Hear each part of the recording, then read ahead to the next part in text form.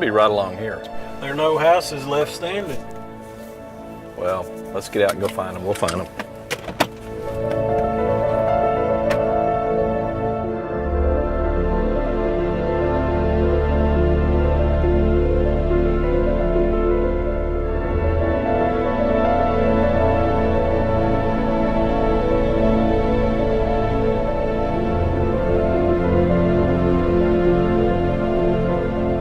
Standing here on our 5 acres in Oklahoma City, and what you're witnessing here is just the effects of a tornado that just blew through here.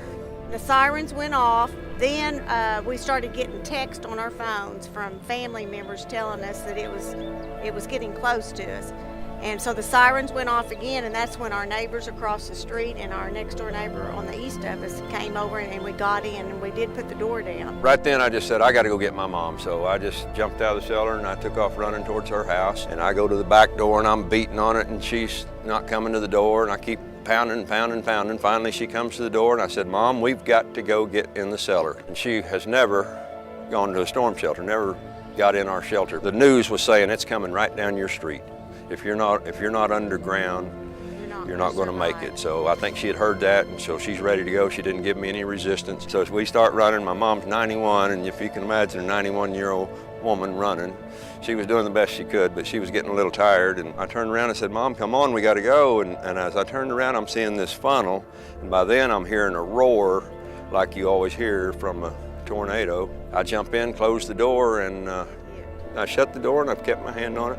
And all of a sudden I felt that handle kind of move in my hand, and so I jerked it back and latched it, made sure the latch stayed latched, and pulled down with all my force.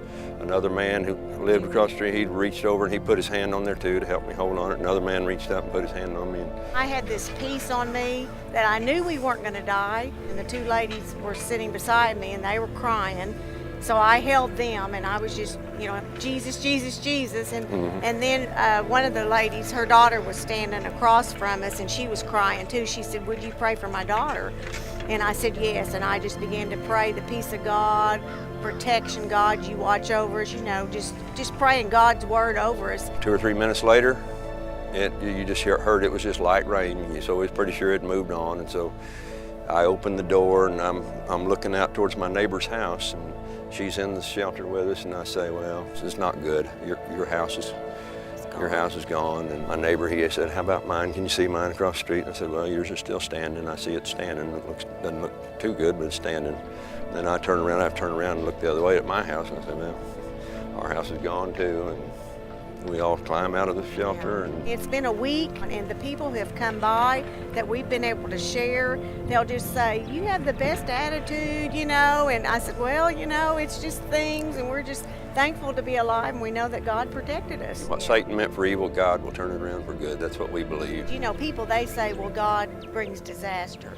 And I said, no, he doesn't. So I had to explain, do my little Bible study with them and tell them, no, that's not the God. That's not God. That's right. He doesn't do that. Satan comes to kill, to steal, and to destroy. But Jesus came to give us that abundant life, and that's what we tell others, and anybody that will listen, and some that won't listen. So. We tell it anyway.